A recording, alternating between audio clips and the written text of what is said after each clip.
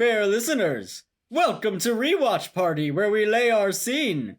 Presenting our players, I beeth Harrison Bloom. I beeth Zach Horowitz. And I beeth Mark Green.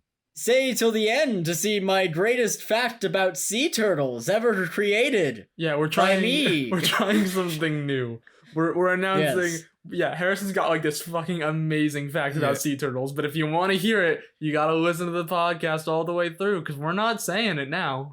We're humoring him. He came in today really excited, being like, guys, I just learned this thing about sea turtles, and I can't wait to share it with you. And we were like, save it for the end of the podcast. That is true. Outside of recording the podcast, we do write correspondence to each other, and I received a note today via carrier pigeon from Harrison. It was like, okay, because when you said we write correspondence to you it, an amazing fact about sea turtles, but only at the end of the episode of the podcast that we record today, and I was like, fucking sign me up. Okay, because when you said we write correspondence to each other, as if it was this big reveal, I was like, yeah, Zach, we text. Yeah. I text you. Well, Mark, you haven't been receiving my carrier pigeons? You don't understand. Harrison sends me a carrier pigeon. Mark, you haven't received my carrier pigeons? That's what that was? Oh, they keep getting stuck in the big net around my house. I hate to see that That's happen. right. I put it up to keep out predators. Anyway, we're here to talk about iCarly. Yeah. And if you couldn't tell from the intro, predators. we got Shakespeare today. Yep. Yeah, there's some Shakespeare in this episode. There's some Shakespeare in this episode, so prithee come along with us, fair listener, as we go on this journey through the theater. We start this journey through the theater with all of them doing VR, and Carly breaks a lamp.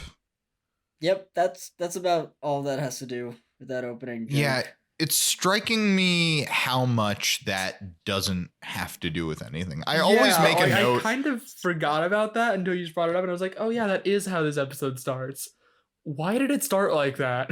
I always make a note about like the first thing that happens because I'm always like, well, thing is happening.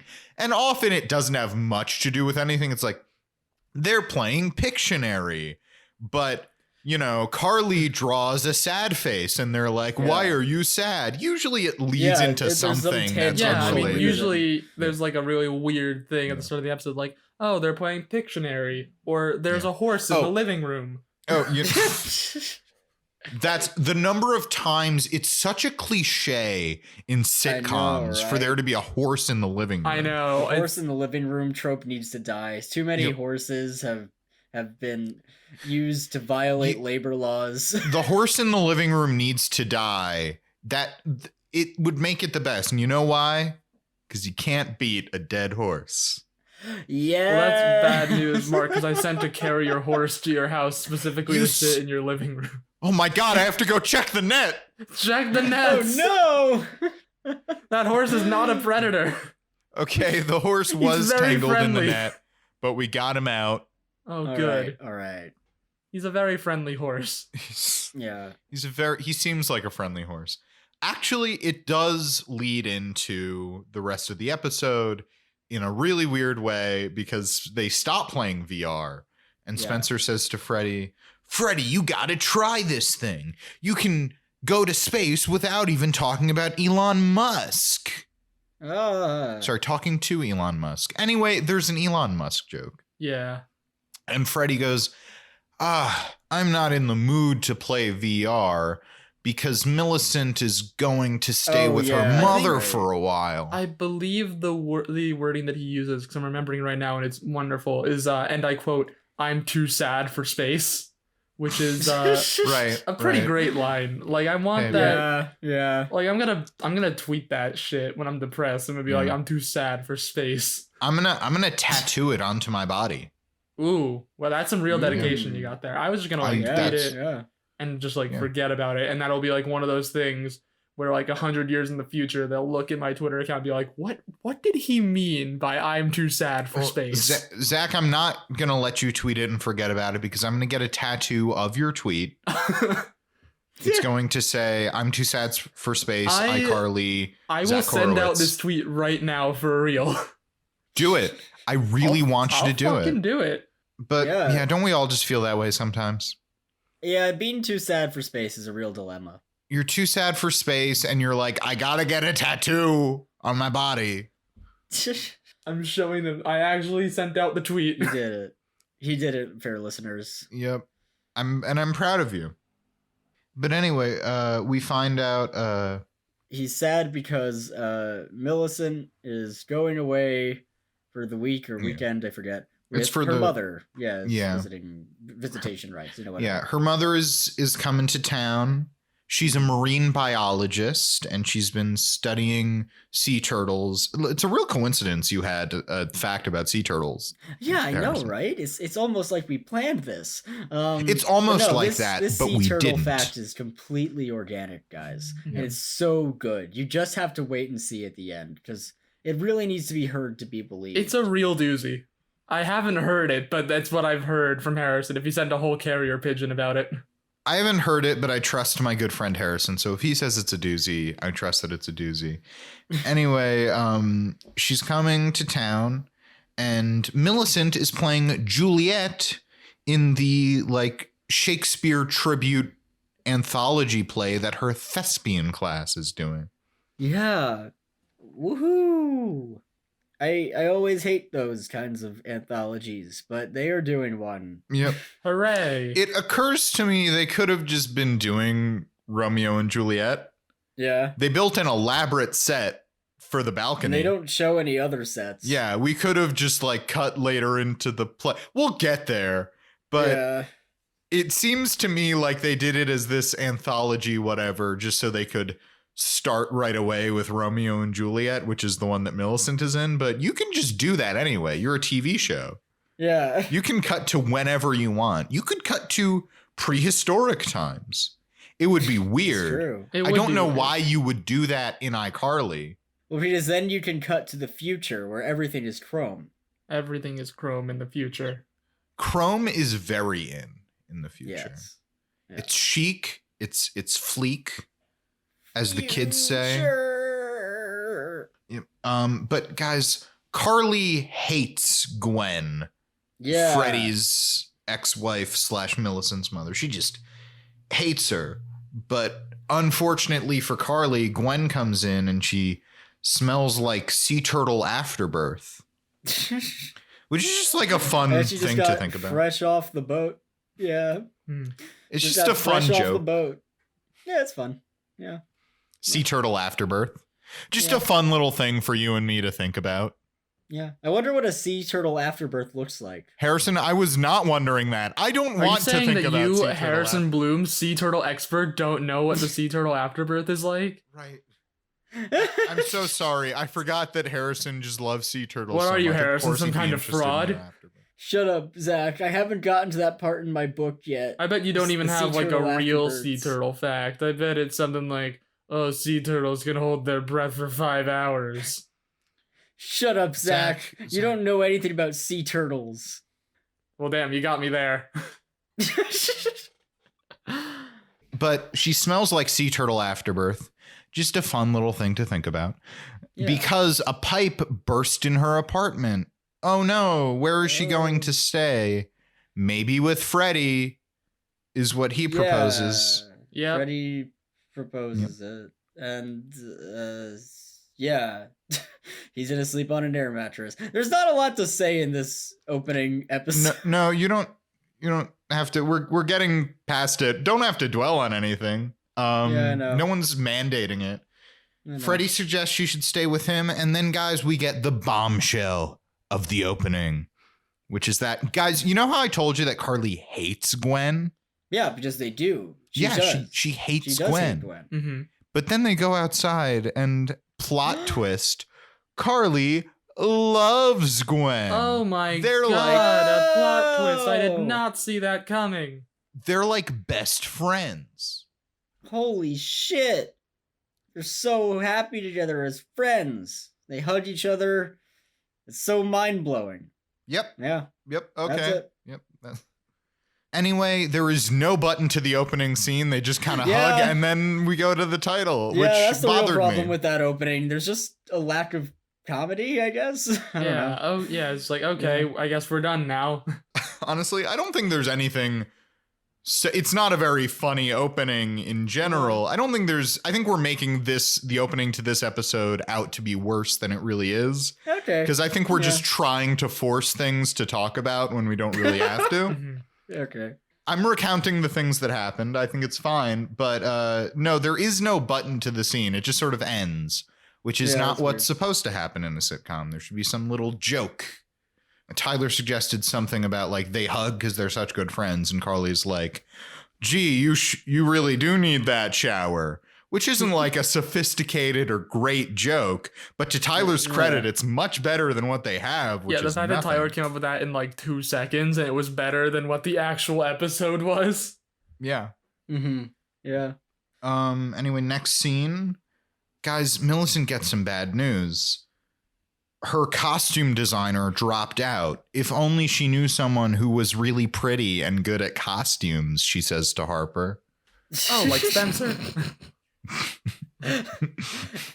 And then she, of course, says to Spencer, oh no, if only we knew someone who was good at set design. Oh, like Harper. Because, yeah, exactly. Well, it's the logical conclusion. It's great because she uses the exact same phrases to guilt Harper into being her costume designer and Spencer into being the set decorator designer. Yeah.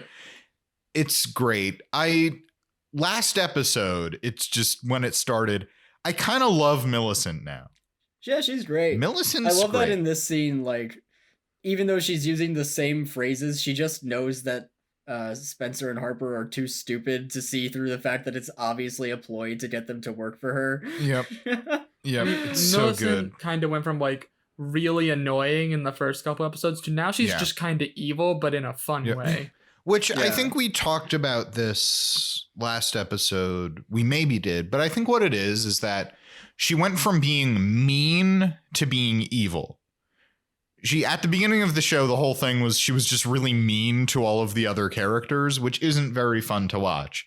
But now she's just sort of manipulative and she's conceited and like loves herself and her own and like money and just wants to work to her own ends. And that's much funnier than her just like hating everybody else. Yeah. She seems to get along with everybody. It's just that she's also evil. I was going to say, she reminds me of, and this is very funny considering the show, reminds me a lot of like Megan from Drake and Josh. Mm-hmm. Oh, yeah. That's a good parallel. Yeah, I didn't think of that. Ironically played by Miranda Cosgrove. Exactly. Fun fact. Fun fact, in case you didn't know. It's probably better than Harrison's sea turtle fact. Wait. Actually, that doesn't make sense to me. Because Miranda Cosgrove plays Carly Shay, who's a very different character than Megan on Drake and Josh. Zach, I think you must be confused. Well, have you seen Megan from Drake and Josh and Carly Shay in the same room at the same time? I have seen an episode where Carly watches Drake and Josh on TV. That doesn't count. All right. I've never seen them in the same room at the same time, but I don't. Then they must obviously be the same person. Of course. You're right. Yeah. Zach, I've never seen you in the same room as Beyonce. That's because I am Beyonce, Mark. Holy shit. So you admit it. Yes, I admit it. I have been here all along. You thought it was just me. You thought it was Zach, but now I'm Beyonce. All the single ladies. International music sensation Beyonce. How could you lie to us all these years about being Zach Horowitz?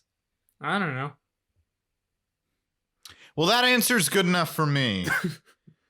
Guys, we go over to, I believe, Carly's in, I think, the Benson apartment. Gwen leaves to go to the bathroom, and she sees that Gwen has a necklace that has a picture of Gwen and Freddie in it, which is weird. It is weird. Maybe she wants to get back together with Freddie. Dun, dun, that seems like it's a very interesting conclusion to jump to when just seeing a locket with their names on it.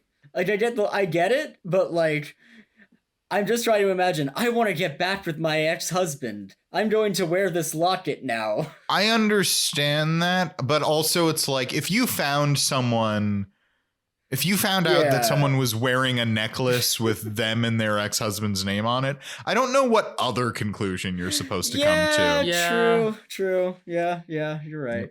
Oh, she must be wearing it in reference to Freddie Mercury. I mean, that's what I wear all of my Freddie jewelry for. Oh, yeah. To Freddie Mercury. Yep. Yeah. My locket, my anklet, my You have that earrings. big like WWE championship belt that just says Harrison plus Freddie Mercury forever in a big heart on it. Yeah, of course. Yeah. It's a giant belt. It's very annoying to carry everywhere. I've seen him do it. I only wear it at the club now. Well, you gotta let people know. You don't want anyone like coming on to you at the club when you're like, hey, I'm promised to somebody. Hey, and that somebody this is ass is for Freddie deceased Mercury pop only. star Freddie Mercury. Yes, of course. My heart belongs to him. Mm-hmm. Anyway, we almost immediately go back to it's either Carly and Harper's apartment or Spencer's apartment or whatever. But Harper lets us know that the Museum of Velvet is going out of business and they're donating everything to her. Ooh. Why? Don't question it.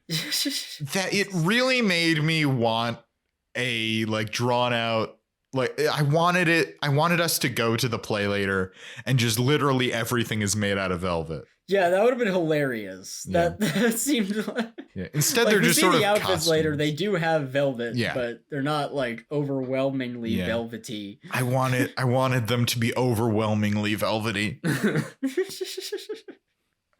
would have been so good, and they didn't do it, and it made me sad. Maybe in another life, we'll see the cut where they have all the velvet in the world. Release the velvet cut. The velvet cut.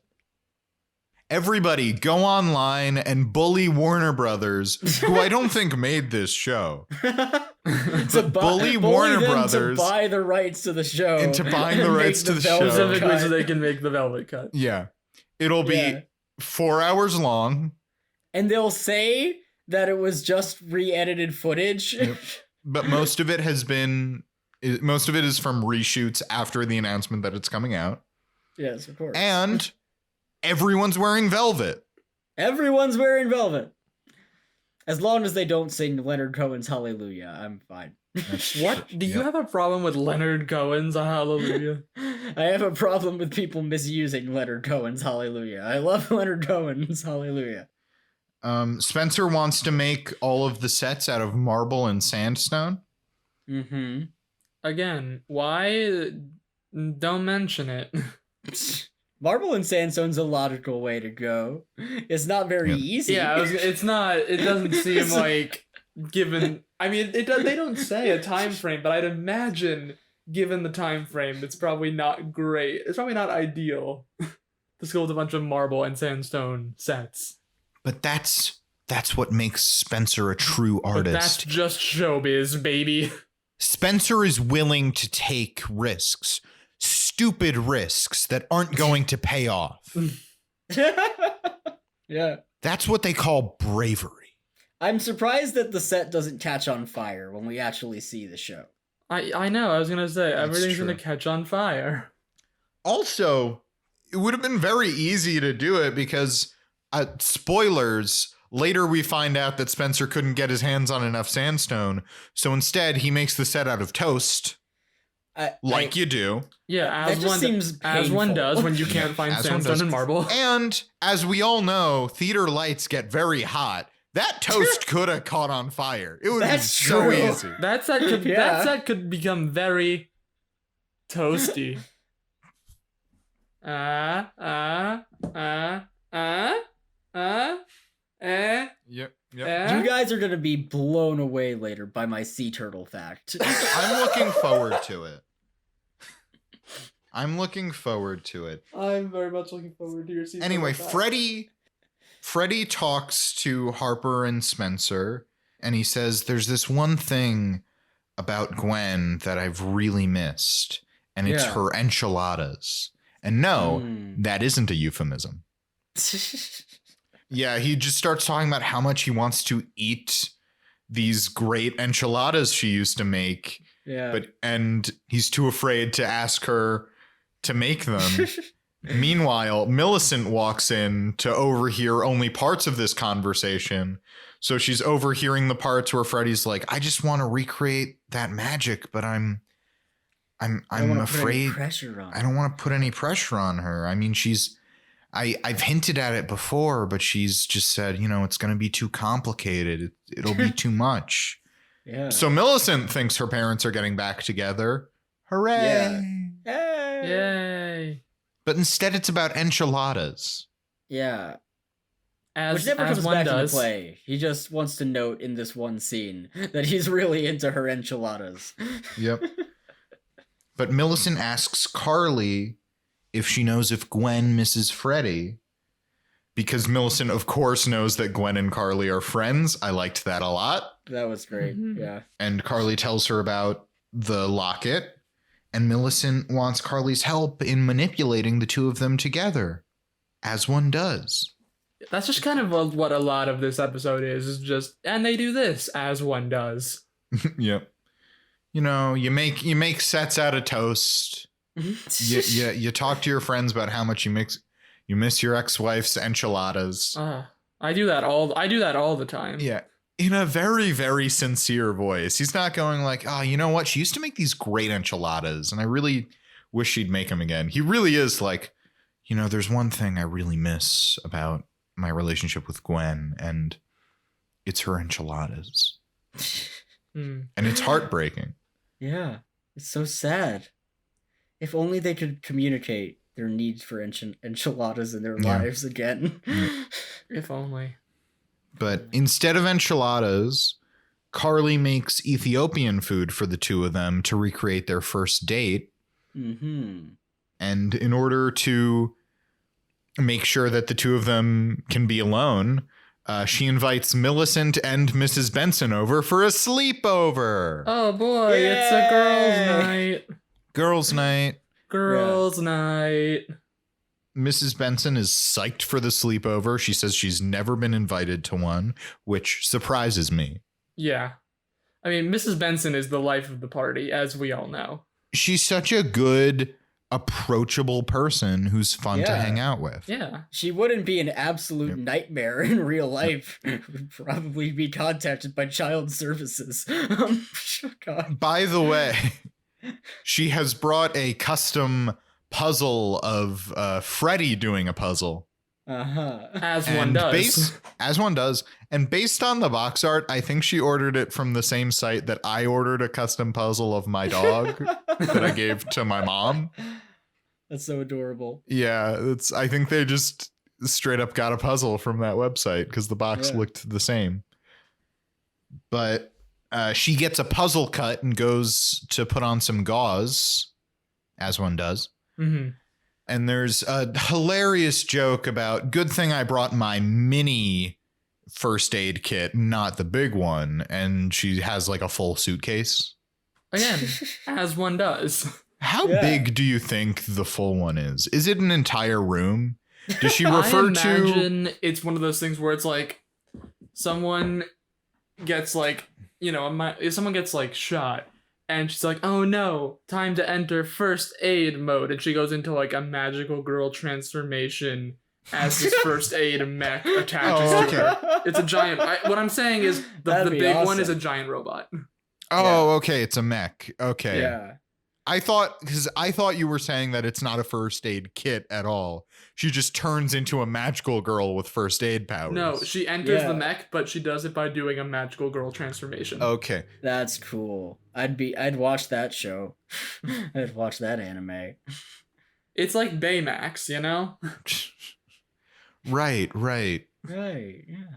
One more question. This is less like the logistics of it and more what would you prefer?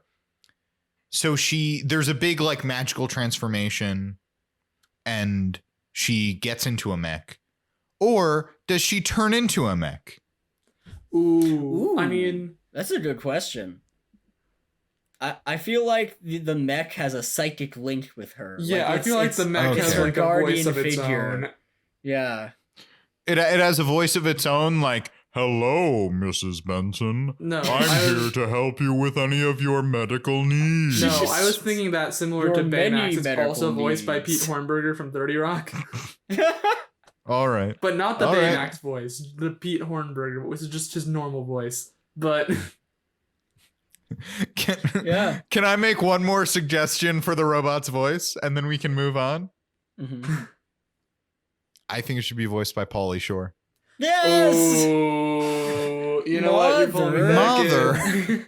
When are we gonna fix Freddy's boo-boo? Want to be on my own. This will only hurt a bit. So we've agreed her first aid kit is that she turns into a robot that she is linked with that is voiced by Pauly Shore. Makes sense to me. Yep. Yes. And the small one is a full suitcase. But Gwen and Freddy have their dinner and they're getting along and it's very nice. I did appreciate that they have seemingly a very good relationship. They seem to get along, and even though Carly's like, I hate Gwen because she's your ex-wife and I'm a supportive friend, Freddy's like, no, Gwen's fine. We have a good time together. We're just, don't really belong together in that way. Yeah. But Gwen tells Freddy that she's seeing someone. Freddy's super cool with it. Yeah. But at this very moment, Millicent and Carly put their ears to the door to eavesdrop. And, Gwen is saying things about, I just want to, this just feels right. And I just want to make sure Millicent is okay with everything. And again, Millicent thinks that her parents are getting back together, but they just want to make sure she's okay with it. I fully accept, by the way, that sitcoms have the trope of characters move to one side of the room and suddenly no one can see or hear them. Yep. I know that's a thing, but like in this scene, Carly and Millicent, the absolute masters of stealth, open the front door that Freddy is looking right at on the stage, and no one notices them. I just, maybe Freddy is blind and they just never talk about it. Maybe. You ever think about that? How Freddy is blind and obviously the kitchen in Frasier is soundproof. Yeah. Because everybody always goes into the kitchen to have conversations about other people in the other room and they don't even close the doors or anything. There we go. There's Mark with Mark and his Frasier references. This has been Mark's little Frasier rant. Yes, Freddy is blind. We gotta have one every now and then. Yeah. Yep. It's a nice little Easter egg, and you can collect them all and be like, I found all the hidden Frasier references. And when you do, it forms a giant mech. All the Easter eggs. Yeah, it forms a giant mech. This one is not voiced by Pauly Shore. This one is voiced by Tom Kenny. Yes. Anyway, we go over to the school where they're getting ready for the play. Spencer and Harper have both been told that people will vote on what the best part of the play is, and whoever wins gets a prize. So they've both brought their A game to the costumes and the set to win that prize. Mm-hmm. And maybe the best surprise of this episode, Olive's back. Yay! Remember Olive from last episode, who we really liked? I was so excited to see her. I'm happy she's not a one-off. I'm happy that she's a recurring character. Yeah, me too. She's really working hard to make sure the play goes off without a hitch. Mm-hmm. And God bless her. God bless her. Bless her heart. She says that the toast set is falling apart. I thought the logical comedic follow-up would be that like the costumes are also falling apart, but they don't. It's just the set. No, I think maybe there's a follow-up where like something else is happening with the costumes, but I think like, because in my head, the logic behind the toast set is falling apart as a joke is that it's made of toast. Oh yeah, of course. Yeah. I think if you were like, and the costumes are also falling apart, in my mind, I'd be like, well, you're just saying that because the toast is falling apart. That doesn't make any sense. Like falling apart in a more metaphorical sense. I mean, okay. like something's going wrong with the costumes. Okay. Yeah. But no, Spencer runs off. He makes a joke about like he needs peanut butter, and then Olive says, "Oh, to glue the toast in place." He says, "No, I just want peanut butter." But yeah, that's a good idea. Yep. That was fun. Yep. But we find out that Millicent has a brilliant plan in order to let her parents know that she supports them in getting back together. After her big speech as Juliet, she's going to do a grand romantic gesture and deliver a speech about how she's so happy they're back together and everything is great. And she tells this to Carly, who then goes to sit with Freddie and Gwen and finds out, that Gwen has a boyfriend and she hasn't been talking about Freddie this entire time. Oh, no. The locket was for Millicent. Yeah. That's a sweet gift. But also, Carly and Millicent, what the fuck? Yeah. I was cringing so much during this scene. This whole play, I was just cringing, waiting for the moment where Millicent was going to bring up the divorce on stage. You seemed very affected by this. I think I, to a certain extent, was like, yeah, I don't like this, but I've seen so many sitcoms. I'm just like, yeah, get it over with. I don't like it. It's bad. Get it over with. But I think like you and Tyler were both like, oh no. It's not in an oh no way, in a cringe kind of way for me. Okay. I just couldn't handle it. It's just so embarrassing. There are certain things, and it's this kind of thing where it's like a misunderstanding where I'm like, oh, I know it's just leading to something where it's like cringe comedy or just someone's going to be embarrassed, where I will walk out of the room when it's playing because I'm just like, I don't want to listen to this. I don't want to deal with this. But Carly blurts out that she and Gwen are friends to Freddie's shock. But Freddie's like, why didn't you tell me? That's fine. And Carly says like, well, remember when I visited my dad the other month? And he's like, yeah. And she says, actually, I went to see Gwen and we swam with turtles. And Freddie's so like, betrayed. Yeah, like Freddie's betrayed. Yeah. That's why they did this for so long, because they wanted to so they could hang out without Freddie. And Zanzibar. Yep. So good. In Zanzibar. Yep. But the play starts. Spencer is actively fixing the set as the play goes along. Yep. Millicent performs. She's doing a pretty good job. Romeo, Romeo, wherefore art thou, Romeo? And then Carly stops the kid who's playing Romeo, steals his hat, and goes out on stage improvising Shakespearean dialogue to tell her not to do the grand romantic gesture, not to do the speech. Yeah, she tries signaling it to her.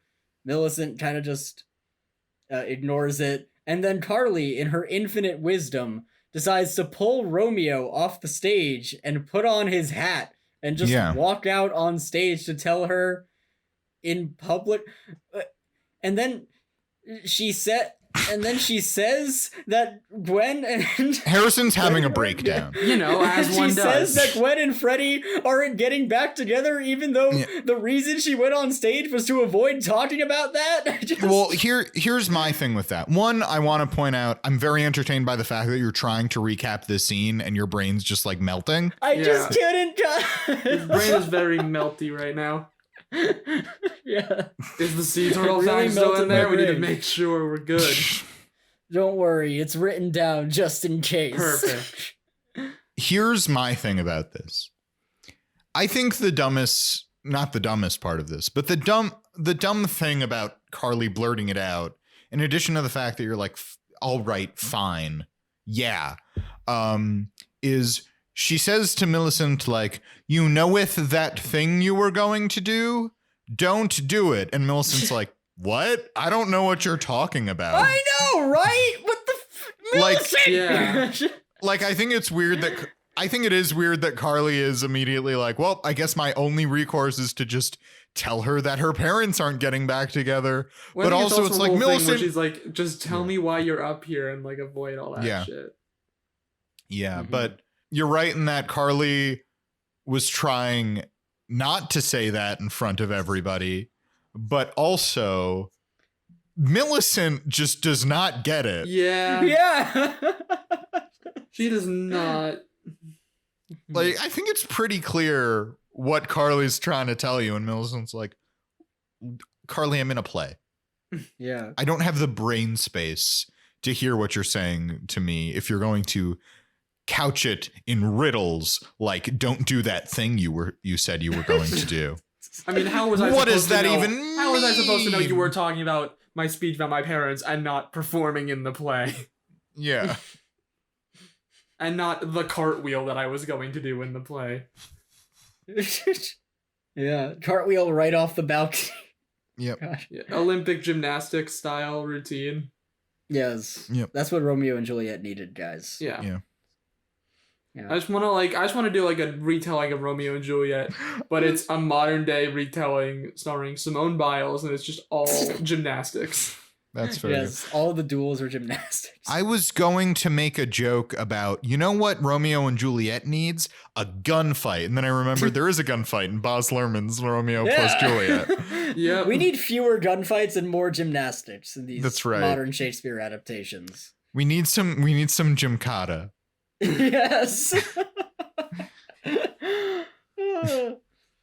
She should fully do a backflip off of the balcony, land on Romeo, and be like, what are you going to do? What you going to do, bitch? I just did a backflip off the balcony. Yeah. What you going to do? You think you can handle me? I'm crazy.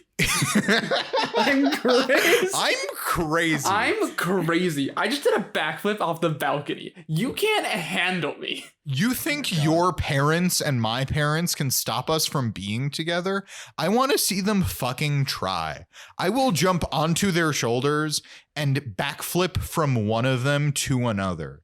They will be so intimidated by me. They'll say, well, I guess we're putting away the family feud because Juliet is crazy. Like, I want them to fight. And then I'll do like a sick backflip off the balcony and land on my dad's shoulders and be like, la, la, la, la, la, la, la. And then he'll have to stop the war. I want them to fight so I can flip onto my dad's shoulders, take out a gun, and just shoot everybody here. I'm fucking crazy. We have a gunfight. We have gymnastics. We have crazy. I think that would make Romeo and Juliet better. More accessible to a modern audience. Oh, for sure, yeah. But anyway, Olive has to come out and clean everything up. Clean up this mess that Carly made. Yeah. She really is working overtime, and I appreciate her. We respect Olive. We respect Olive now and forever. Yes. Forever in our hearts. She didn't die. No, but she's in my heart. Okay.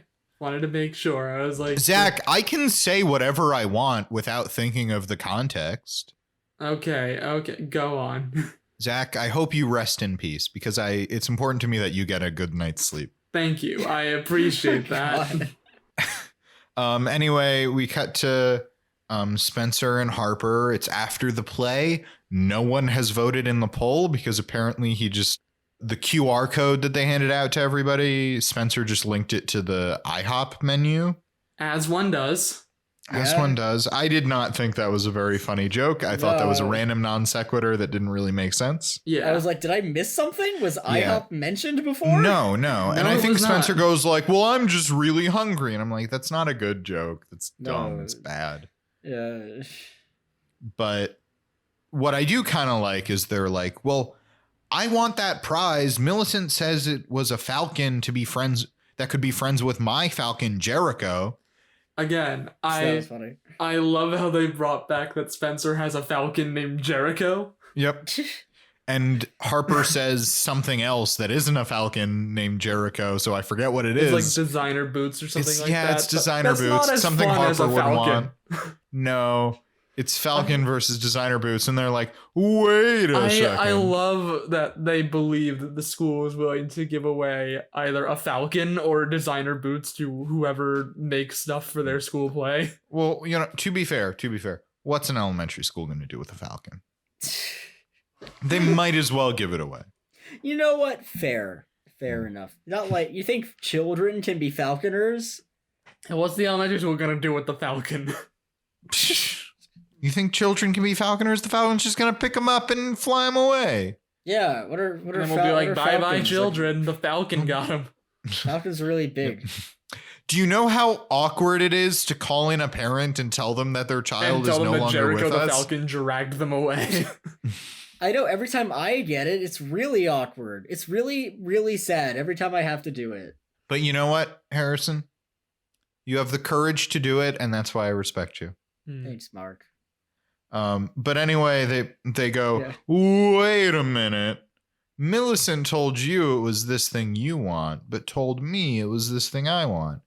Do you think she was lying to us to get us to work hard on the play? What? No, that can't be it. What a humorous thing that has happened. Yeah. What a classic misunderstanding. But they do get taken to the principal's office for reasons we will find out in a minute. Yep. Anyway, Millicent is talking to Gwen and Freddie, and they're like, so are you upset that we're not getting back together? And Millicent says, I'm a little upset, but she's okay. And they tell her, we may not be together romantically, but we are still a family. Yeah. And it's very nice. And Millicent says, oh, well, I do like having 2 Christmases and 2 birthdays. And then she goes, wait, if you both get remarried and then divorced again, do I get 4 Christmases and 4 birthdays? She really wants her parents to get divorced again to different people. She wants Freddie to be on like a Ross Geller type of level. Yeah. Yeah. So good. Go for it. Beat the record. 4 divorces. Mrs. Benson is there, and she wants to hang out with Carly now. Carly's her best friend. I kind of liked that and hope that it becomes a running thing where Mrs. Benson is just like, oh, it's my best friend Carly. Yeah, that'd be really funny. Yeah, but Spencer and Harper both come back, and it turns out they did get prizes. They both got participation ribbons. Yay. They're very, very happy about it. Here's my thing about that. For a play? That's not how that works. But Mark, now everyone feels like a winner. But here's the thing. That happens in like sports and stuff where there is a winner. So you give out participation ribbons so everyone feels like they won. There isn't a winner in plays. Yes, there is. You don't get Romeo ribbons and Juliet, for the winner plays. is whoever doesn't die at the end. Clearly you have never been to an after party. The cast is constantly talking about who won. Look, there are awards. There's talk of who did the best. But the idea that everybody gets participation ribbons for being in a play, what is going on? I was also going to say, I think, because there's a whole thing that, like, Mrs. Benson and Carly are best friends now. Did we mention that, like, when they were doing the puzzle and they went to, like, go spy on Freddie, that, like, Spencer and Harper come in and Miss Benson's like, wait, who's going to help me with the puzzle? And Carly's like, well, Spencer can do it. He's the best at puzzles. And Harper's like, oh, he's not better than me at the puzzle. Specifically, she says, Spencer's the best at nothing. Oh, yeah, that's true. Spencer's the best at nothing. That's what sells it. Yeah. Yeah, that's true. I don't think we did mention that, but that was very funny. I think it's worth it to bring it up. Yeah, so I just wanted to talk about those participation ribbons because they make 0 sense to me. They don't make any sense. I don't. For a play, yeah. For a play.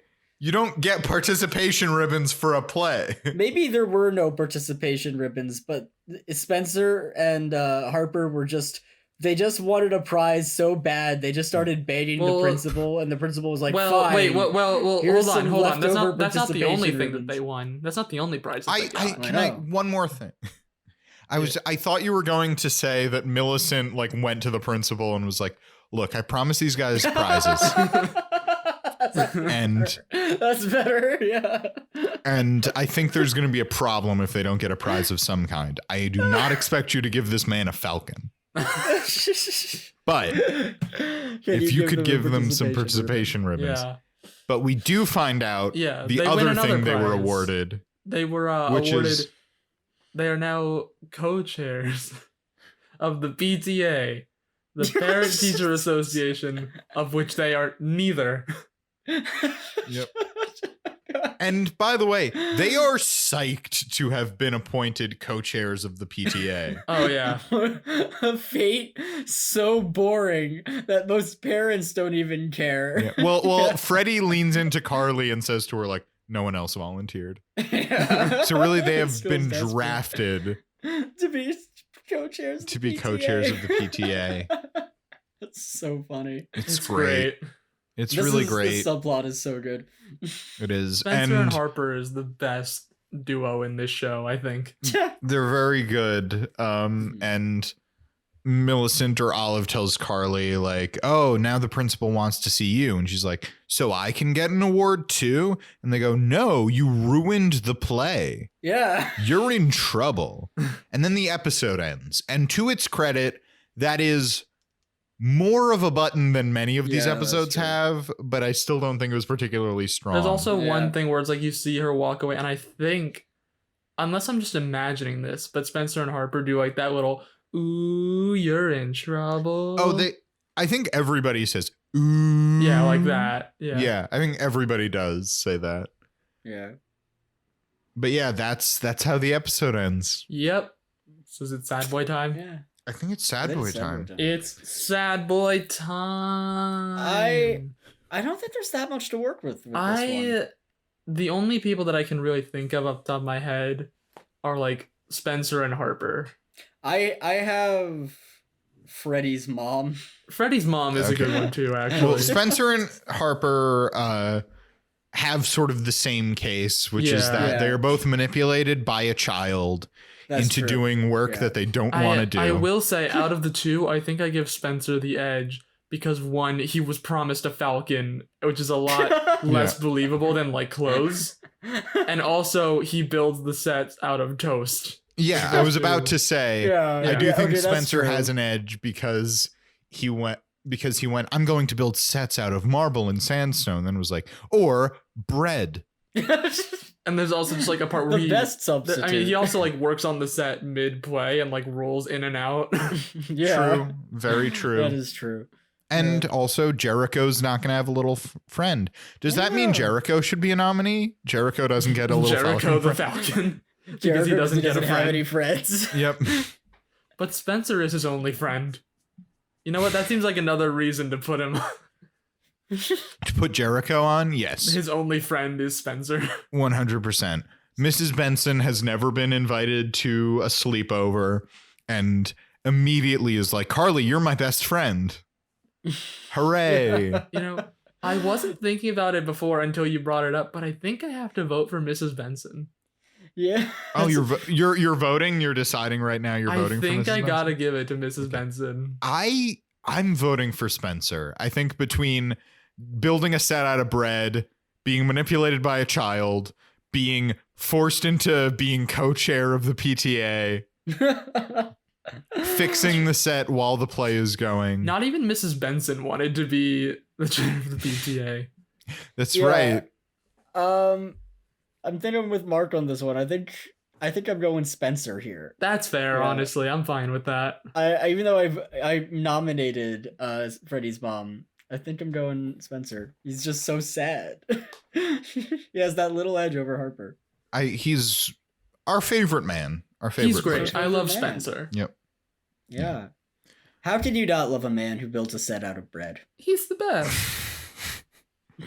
What was the thought? He says something about like, I'm going to build it out of toast because it looks like rock, but it's very light. And I'm like, toast does not look like rock. What are you talking about, Spencer? What is happening?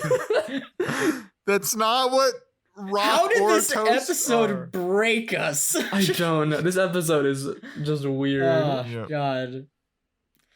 But it is over now. And finally, we can thank you, fair listeners, for listening in today to Rewatch Party. If you want to find more of us, please go to Facebook, Twitter, and Instagram at Rewatch Party Pod. Please rate, review, and subscribe to hear more of us talking about bread sets and why Spencer's bad at building them. Until next time, I have been Harrison Bloom. I have been Zach Horowitz. And I have been and will continue to be Mark Green. Keep rewatching, fair listeners, and did you know that sea turtles can hold their breaths for up to 5 hours underwater? That's an really interesting cool sea turtle fact. I like that fact a lot. That's a very cool sea turtle fact. Thank you, guys. I'm so glad to finally get that out.